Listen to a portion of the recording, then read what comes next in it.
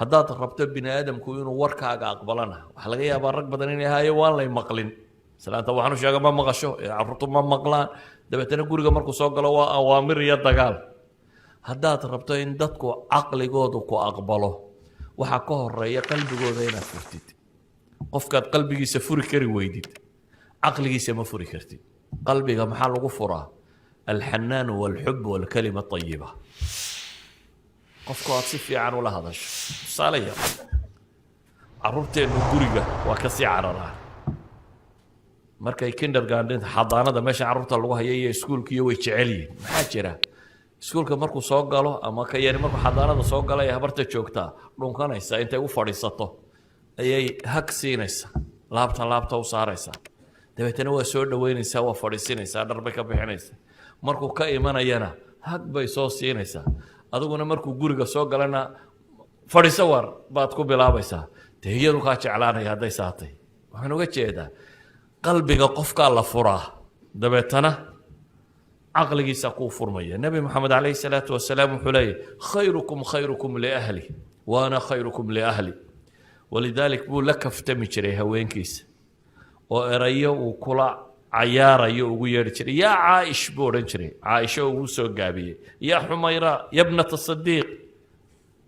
waxa uu nebigu calayhi salaatu wasalaam xad ay biyaha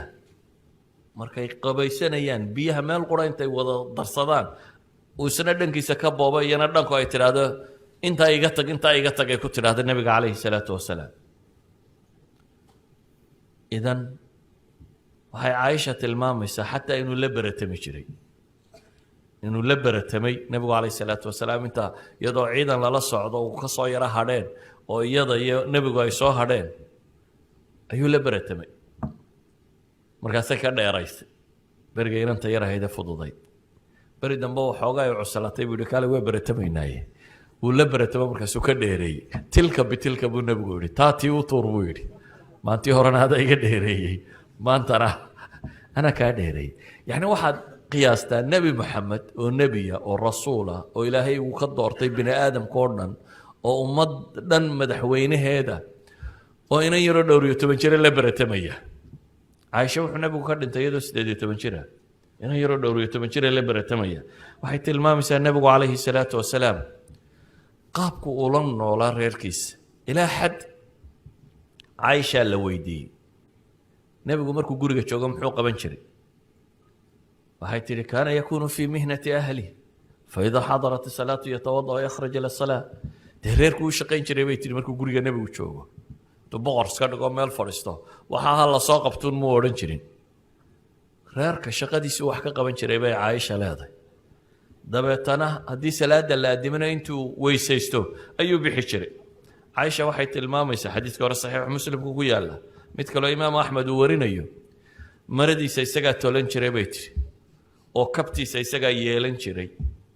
oo waxay raggu ka qabtaan guryihiisuu ka qaban jiray bay leedahay yacni hawl midnaba iskama weynayn jirin saa awgeed buu nebigu wuxuu leeyahy ina min acdama alumuuri ajra annafaqatu cala alahl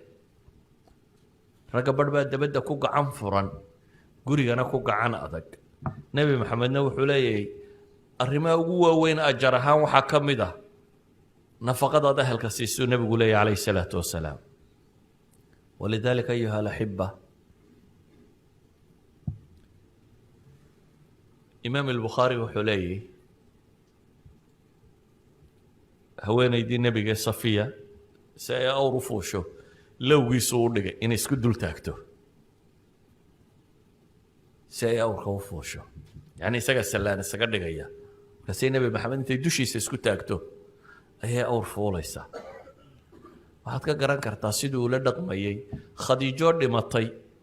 haweenaydiisii hore ee dhimatay radia allahu canha wa ardaaha ayuu iyadoo dhimatay buu dadkii iyo dumarkii iyo dadkii ay asxaabta la ahaan jirtay ayuu weli hadiyada u dirayay khadiijo ma noola laakiin xidhiidhin uu xidhiidhinaya iyada buu kuwii saaxiibadaheed wax u diray waxaan leenahay dhaqankiisu guriga markuu joogo kaasuu ahaa goob dagaal iyo meel rag isku haya markuu joogo geesi aan la loodin buu ahaa ولذلك بقى النبي عليه الصلاة والسلام geesinimo caqliyeed iyo mid qalbiyeed ba uu lahaa ama si kale haddaanu nidhaahno geesinimo macnawi iyo mid xisiya ama si kale haddaanu si idhaahdo weliba waxaa laga yaabaa innagu waxoogaagan gaalada halkan jooga inaynu dacwo u fidino oo raganimo kala hortagna daaye in badan oo inaga mid inay salaadana xataa kala dhuumato istiraahdo ayaan lagu arkin adigoo tukanaya laakiin nebi maxamed waxaad qiyaastaa isagoo keligiiya oo dunidoo dhan keligii ka hor yimi qof qudhoo dunidoo dhan waajahaya qiyaas waan cidiba la socon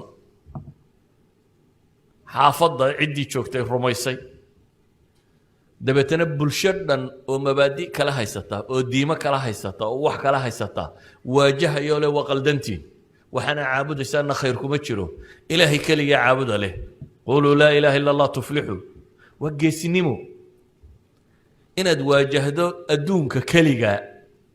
geesinimo ka weyn maa jirta qof keligii mabda'iisa adduunka ku waajahaya oo ku dirirsano kala hor yimi oo dhib oo dhami ku soo gaadhay oo wasaa'isha bini aadamka lagu halleeyo oo dhan la isku dayay in lagu halleeyo aliqraa xoolaanu ku siinaynaa madax baanu kaa dhigaynaa kan baanu kaa yeelaynaa waxaan baanu kuu samaynaynaa maruu rabshadda naga jooji la leeyahay shajaacadiisa xisigaana taasi waa jur'adiisu ku lahaa iyo suu geesi ugu ahaa mabaadi'diisa wuxuu kaloo geesi ku ahaa caliy bn abi aalib baa wuxuu leeyahay kunaa idaa xamiya alba'su waxmarat ilxadaqu اتقينا برسول الله صلى الله عليه وآله وسلم فما يكون أحد أقرب إلى العدو منه هدي دقالكو واتكادا بوليه دقالكو دررتو مركا كولولاتو نبي قانو كو قبنشر ريبويله أنك وحا نوغو قيسين سناؤون كالنبي حقي سوغو حقه وهي نبي حق دقالك عدو نوغو حقه يبوليه أنس باو حليه كان النبي صلى الله عليه وآله وسلم أحسن الناس وأشجع الناس ولقد فزع أهل المدينة نبي حابو لي دتك كيو أو رقم في عن أو جيسسا ما لبا قيلا يا دي مقالة مدينة بويري دبا تنضتك ويصابحه ماشي قيلاتو كي يدي علبة لمودة يا ومل دقال وتاغن مدينة قال انت ويرر قهيسا marka qayladii yeedhaba waxa la isleeyahay hadda cadawgii soo galay dabeetana dadkii markii ay soo baxeen ayuu nabigu ka hor yimi calayhi salaatu wasalaam abi talxa saxaabi la yidhaha faras uu leeyahay leeda ah oo waxba saarayn intuu xadhiga ka furay ayuu intaan dadba soo bixin buu nabigu baxay calayhi salaatu wasalaam dadku markay soo baxeen isagoo meeshii ka soo noqday buu yimi oo leh lam turaacu isagoo leh waxba cabsanina dhibi ma jirto nabi maxamed baa dadka ka horeeyo intuu goobtii beledu ka yeedhay ama qayladu ka yeedhay tegey ka soo noqday oo saxaabadiisii ku leh ee dhibi ma jirto leh lam turaacu xadiiska bukhaari ku yaala ay laa takhaafu walaa tafzacu buu leeyahay waxba ha cabsanina xasila markaynu eegno nabiga calayhi salaatu wasalaam siiradiisii oo dhan baa tilmaamaysa goob dagaal siduu u joogay halkan seefuu kaga dhacayeen ee dhabanada koofiyadu ka gashay ee ilkaha badh laga dumiyey ee haddana u taagna bale saxaabadu albaraa ibnu caazib baa wuxuu leeyahay niman taabiciina waxay ku yidhaahdeen war ma nebigaa ka cararteen taabiciintu dee dagaaladii saxaabada iyo wixii mushkilad qabsatay may soo gaadhin qofkuna waxa aan soo gaadhin inta badan wuxuu is yidhahdaa wallahi haddaad joogi lahayd nin ragaad noqon lahayd laakiin saxaabo rag dhaamaa ma joogin meesha hase yeeshee taariikhdu dee waxay warinaysaa marar la jebiyey saxaabada dabeetana intay baraa ibnu caazib saxaabi la yidhahdo u yimaadeen oo ka mida saxaabada raggii ugu geesisanaa buu ka mid yahay futuuxaadka islaamiga waa raggii hogaaminayey ee goobta halkay ka galaan magac iyo maamuska ku lahaa ayay u yimaadeenoo waxay yidhaahdeen akuntum wallitum yowma xunaynin ya aba camaara maalintii xunayn ma nebiga ka yaacdeen bay ku yidhaahdeen wuxuu yidhi waxaan markhaati ka ahay inaanu nebi maxamed cararin ee dadka qaar iska fudud iyo waxaan hub haysan iyo waxbaba inta iska dhinac galeen tiro badan ayay reer Hawaasan meel u galeen niman gamuunka gaba yaqaana way haayeen adigu waa ciidan iminka meel galay oo madaafiic lagu adqaysiiyey waa madfaci waagaas oo hadee gamuunka la ganayay dabeetana iyagoo aan iska dhaadayn baa gamuun mar qura sida roobka lagaga dhigay dadkii way yaaceen nabigu calayhi salaatu wasalaam marka horeba baqal buu fuushanaa dee baqalina ma dheeraysaba yani kuma talagelin inuu cararaba muu jeesanine xaggii ciidanku u sii kacay weliba isagoo aan isqarinaynoo leh ana nabiyu laa kadib ana bnu cabdilmualib isagoo leh anigu nebi baan ahay beenna sheegi maayo beenna maaha warkaasi waxaan ahay ina cabdilmualib isagoo leh nebigu calayhi salaatu wasalaam awowgii sheeganaya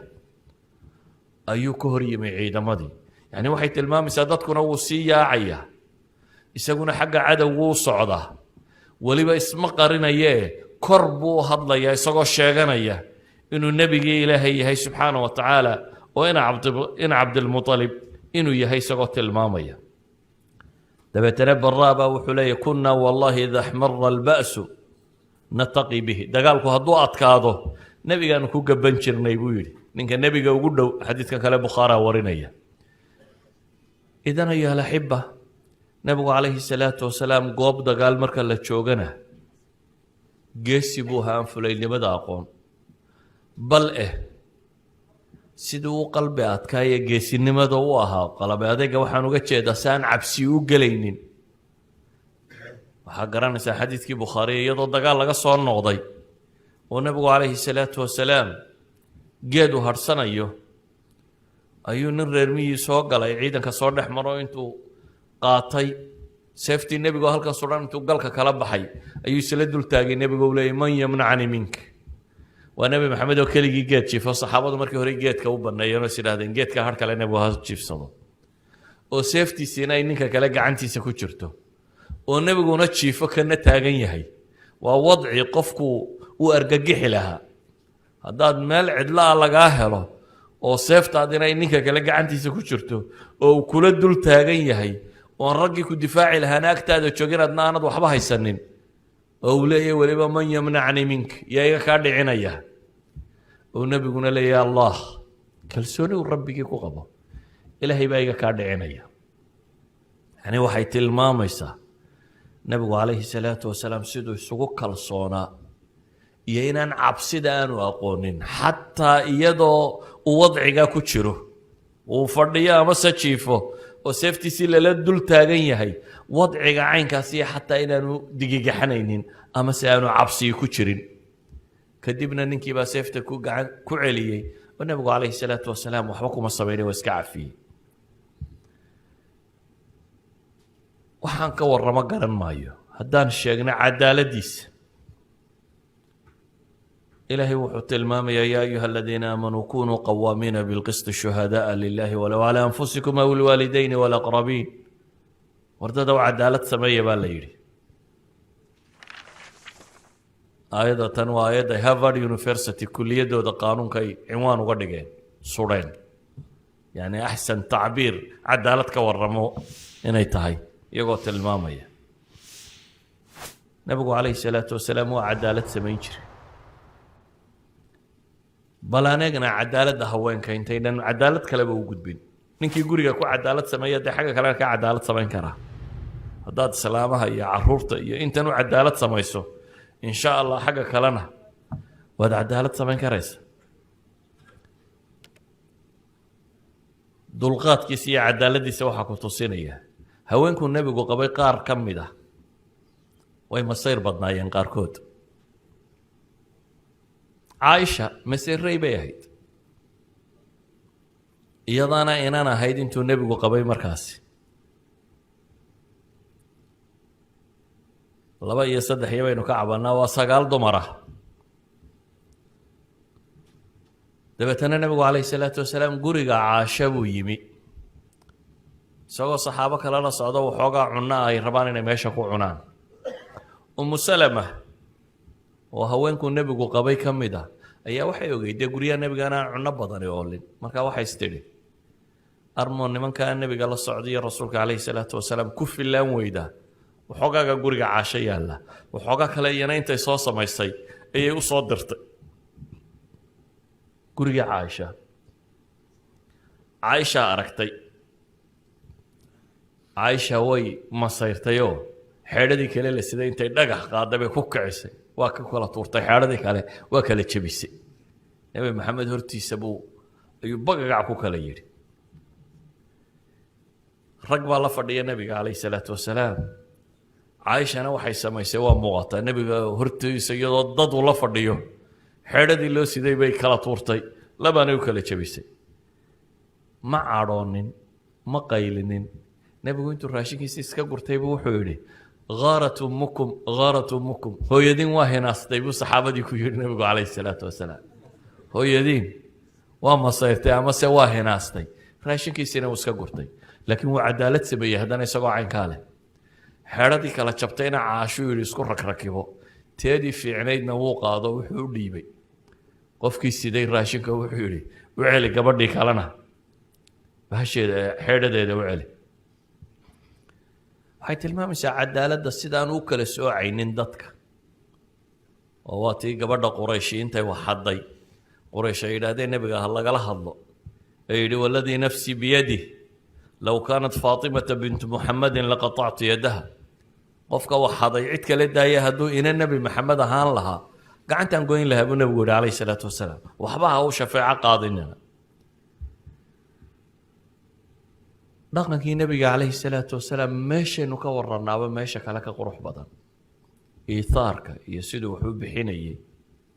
maalan iyo ixsaanku samaynayay almiqdaad ibn al-aswad saxaabiga la yidhaahdaa wuxuu yidhi aniga iyo laba nin oo kaloo ila socda ayaa nabiga soo waajahnay buu yidhi iyadoo gaajal daraaddeed aanan dhagaa wax ka maqlayn buu yidhi yacni cahdu saxaaba ee koowaad waa soo qaxeen waa soo hijroodeen xoolo iyo wixii haysteen oo dhan waa lagala hadhay magaalada Madiino yar bay yimaadeen ahlu safa dad badan baa masaajidka nabiga iska joogay aan waxba haysanin